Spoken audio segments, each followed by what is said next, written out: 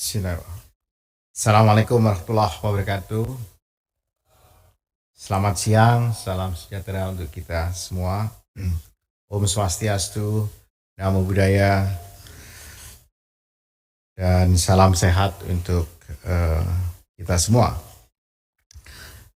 Pertama, saya ingin mengucapkan terima kasih atas kehadiran yang mewakili Menteri PAN RB, Ibu Profesor Diah Natalisa. Terima kasih Bu. Kemudian yang mewakili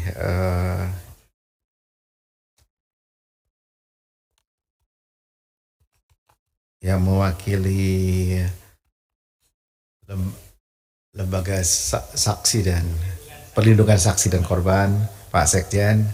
Terima kasih Pak. Kemudian yang mewakili kantor staf presidenan. Oh ya, ini dulu kantornya Pak Januar. Pak Januar sekarang sudah di situ. Kemudian para perwakilan organisasi masyarakat sipil dan beberapa bupati dan wali kota yang hadir. Saya lihat ada Pak Bupati dari tempat saya itu, ada Bupati Manggarai, ada Bupati Bone Bolango gitu. Dan semuanya yang Open dan Pak Yanuar Nugroho sendiri, beliau adalah dari Open Government Partnership Envoy. Dulu saya di-educate sama beliau untuk soal Open Government ini. Gitu. Sekali lagi saya ingin mengucapkan terima kasih atas kehadiran ibu-ibu dan bapak-bapak dan hadirin pada hari ini, pada siang hari ini, memperingati satu dasawasa pelaksanaan gerakan keterbukaan pemerintah melalui Open Government Indonesia, sekaligus peluncuran rencana aksi nasional Open Government Indonesia yang ke-7. Saya juga mengucapkan terima kasih atas kehadiran yang mewakili dari Kedutaan Inggris di Jakarta. Thanks for coming. Dan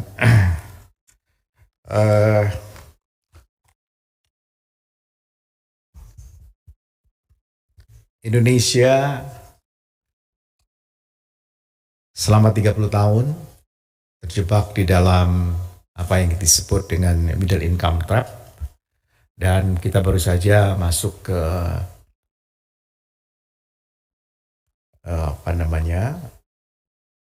dari low middle income menjadi upper middle income. Saya kira baru tahun lalu di angka 4.200 US dollar per kapita. Dan meskipun demikian, dan dengan suasana dunia yang termasuk kita rasakan akibat hantaman pandemi pada tahun 2019, setelah kita berjibaku sedemikian rupa, kita berharap ke depan kita Indonesia mampu untuk tumbuh lebih baik lagi, dan graduasi dari middle income ini bisa lebih cepat. Kalau hitungan secara kalkulasi ekonomi yang linier, itu kita membutuhkan waktu 22 tahun untuk sampai pada high ekonomi. Tapi mudah-mudahan kita bisa lebih cepat. Salah satu upaya kita untuk mencapai itu adalah transformasi tata kelola, dan transformasi tata kelola ini dibangun dari berbagai aspek yang saling berkaitan, yaitu tata kelembagaan, tata regulasi, sumber daya manusia, relasi antar aktor pemerintah dan non-pemerintah, serta transformasi digital.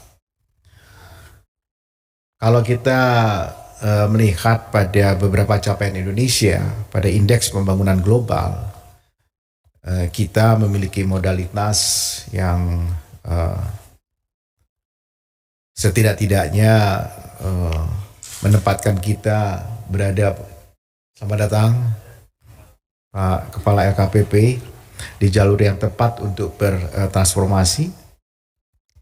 Memang masih terdapat ruang-ruang yang perlu untuk diperbaiki untuk memperkuat fondasi dan meningkatkan capaian transformasi tata kelola ke depan. Pada Government Effectiveness Index serta Regulatory Quality Index sebagai salah satu aspek komposit dari Worldwide Governance Indicator yang diukur oleh Bank Dunia, capaian Indonesia sepanjang tahun 1995 sampai 2020 menunjukkan tren peningkatan secara gradual sebagai implikasi dari berbagai upaya reformis yang kita lakukan, terutama di bidang hukum, regulasi, dan tata kelola pemerintahan. Sebagai catatan di Bappenas, saya juga sudah memulai untuk yang akan datang ini GRC, ya. Jadi GRC kita akan pakai untuk terutama untuk proyek-proyek yang punya potensi revenue itu, dan kemudian juga kita akan menggunakan ESG untuk yang berkaitan dengan lingkungan. Namun dibandingkan dengan negara-negara ASEAN, Indonesia masih relatif tertinggal kalau kita bandingkan dengan Singapura, Malaysia, dan Thailand. Kalau kita ukur berdasarkan Government Development Index yang diukur oleh UN, United Nations atau PBB, capaian Indonesia pada tahun 2016 hingga 2020 juga menunjukkan tren yang meningkat, di mana rata skor Indonesia berada di atas rata dunia yang sebagian besar dikontribusi oleh skor Human Capital Index dan Online Service Index. Namun dari aspek infrastruktur digital sebagaimana diukur dalam Telecommunication Infrastructure Index, capaian Indonesia masih tertinggal dibanding negara-negara Asia Tenggara lainnya.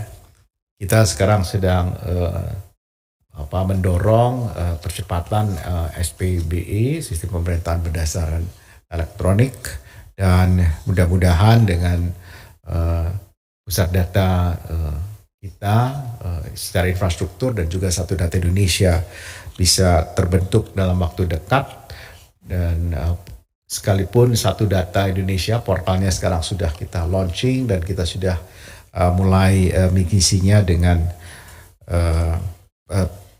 perlahan, dan mudah-mudahan dalam waktu tahun ini bisa lebih baik lagi. Dalam upaya mendorong transformasi tata kelola pada khususnya dan meningkatkan kinerja pembangunan nasional pada umumnya untuk memperkuat dan memperluas praktek keterbukaan di berbagai tingkatan pemerintahan menjadi hal yang patut dilakukan dengan beberapa strategi. Yang pertama adalah kita mengharus utamakan nilai-nilai keterbukaan dalam penyelenggaraan pemerintahan dan pembangunan, yakni transparansi, partisipasi, akuntabilitas, inovasi, dan inklusivitas. Langkah implementasi tersebut ini dituang ke dalam berbagai program dan aksi yang berdampak bagi peningkatan kesejahteraan masyarakat dan akselerasi pencapaian tujuan pembangunan. Melalui Open Government Indonesia, pemerintah dan masyarakat sipil telah berjuang bersama untuk mengharusutamakan nilai-nilai keterbukaan dalam proses pembangunan ke dalam komitmen yang berdampak. Kata lapor sebagai kanal pengaduan pelayanan publik merupakan contoh seed project yang dilaksanakan melalui rencana aksi nasional pada Open Government yang pertama pada tahun 2011 yang kemudian diakselerasi menjadi program nasional. Tata kelola data dan informasi merupakan salah satu prioritas yang secara konsisten diperjuangkan oleh Open Government. Satu peta merupakan komitmen yang diusulkan pada tahun 2011 dan Satu Data Indonesia juga merupakan contoh inovasi yang digagas dari komitmen Open Government pada tahun 2016. Saat ini OneWeb dan Satu Data Indonesia telah menjadi kebijakan nasional yang mendorong implementasi evidence-based policy di setiap siklus pembangunan. Yang kedua, kerjasama antara pemerintah dan aktor non-pemerintah perlu dikuatkan. Prinsip ko-kreasi perlu dikedepankan dalam setiap tahapan pembangunan, baik dalam proses perencanaan, implementasi, pengendalian, pemantauan, dan evaluasi pembangunan. Yang ketiga, menciptakan ekosistem yang kondusif bagi praktik keterbukaan pemerintah, meliputi kerangka regulasi dan kelembagaan yang solid, kepemimpinan yang terbuka dan konstruktif, sumber daya yang mencukupi, serta pemanfaatan teknologi digital. Yang keempat, membangun linkage dan integrasi antara aksi keterbukaan pemerintah dengan komitmen pemerintah lainnya seperti komitmen prioritas nasional dalam dokumen perencanaan, komitmen pencegahan korupsi, maupun komitmen pencapaian tujuan pembangunan berkelanjutan, Sustainable Development Goals. Hal ini menjadi krusial untuk menyamakan langkah dalam rangka mewujudkan cita-cita dan tujuan pembangunan nasional. Kami berharap peringatan Satu Dasawarsa Open Government Indonesia ini dapat menjadi momentum untuk menengok ke belakang, merefleksikan berbagai capaian yang telah sama-sama kita lalui, serta melihat jauh ke depan, menyusun langkah untuk memperkuat inisiatif dan praktik keterbukaan pemerintah. Tentunya kolaborasi para pemangku kepentingan menjadi sangat penting. Dukungan dari berbagai pihak pun sangat diperlukan, tidak hanya dari organisasi masyarakat sipil, tetapi juga dari swasta, akademia, filantropi, serta masyarakat luas untuk bahu-membahu membangun Indonesia yang semakin baik menuju pencapaian cita-cita Indonesia Emas di tahun 2045. Terima kasih. Assalamualaikum warahmatullahi wabarakatuh. Dan dengan mengucapkan Bismillahirrahmanirrahim,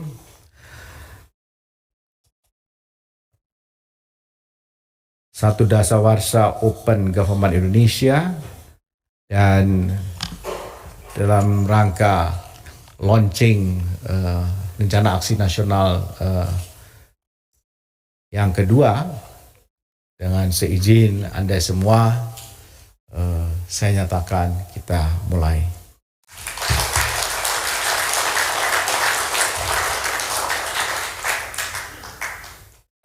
Terima kasih, cuma saya punya catatan saja. Pertama, kita punya indeks persepsi korupsi itu agak memburuk, Pak Slamet. Kita itu sekarang turun lagi kan. Kita sudah berusaha, misalnya karena tadi Pak Kepala LKPP sudah datang, Pak Hendrar Prihadi ini, dan kita sedang berusaha keras bagaimana untuk pencegahan itu. Dan dengan soal digitalisasi, tadi kita bicara soal One Map, Satu Data, dan lain sebagainya. Dalam berbagai kesempatan saya mengatakan bahwa karena ada beliau ini dari LKPP itu dan mudah-mudahan ada yang lain di sini bisa mendengarkan. LKPP itu kita ingin jadikan sebuah marketplace buat seluruh pengadaan barang dan jasa yang dibiayai oleh APBN, dan kemudian juga nanti di e-katalog untuk di tingkat daerah dan begitu seterusnya. Jadi kita nanti bisa, sekarang sudah berapa juta Pak? Sudah 2,4 juta. Itu kan luar biasa kalau kita bisa tambahkan dan makin baik. Kemudian nanti di SPBI itu ada yang sifatnya adalah pelayanan publik, dan kemudian terutama juga membuka akses kepada masyarakat untuk memperoleh eh, data-data pembangunan dengan lebih baik dan apa yang telah dikerjakan. Itu sebenarnya keinginan kita dengan hadirnya SPBE itu. Nah, yang berikutnya nanti adalah linkage integrated digital workspace government itu yang perlu kita lakukan. Kayak misalnya antara Bappenas dan Kementerian Keuangan, Krishna dan Sakti itu sudah kita mulai. Dan ini ke depan kita berharap semua kementerian juga punya Windows untuk saling diinterfacingkan sehingga tidak ada lagi silo, bukan silo di antar kementerian, tapi silo juga di dalam kementerian masing-masing. Ini juga untuk mendorong open government itu. Supaya cara kita menggunakan digitalisasi itu tidak salah, tidak keliru. Jangan nanti kita bikin aplikasi tapi aplikasinya juga dibohongin gitu. Tapi kita ingin juga benar-benar itu satu sistem yang bekerja dengan baik. Itu catatan saya saja. Sekali lagi terima kasih atas kehadirannya semua. Assalamualaikum warahmatullahi wabarakatuh.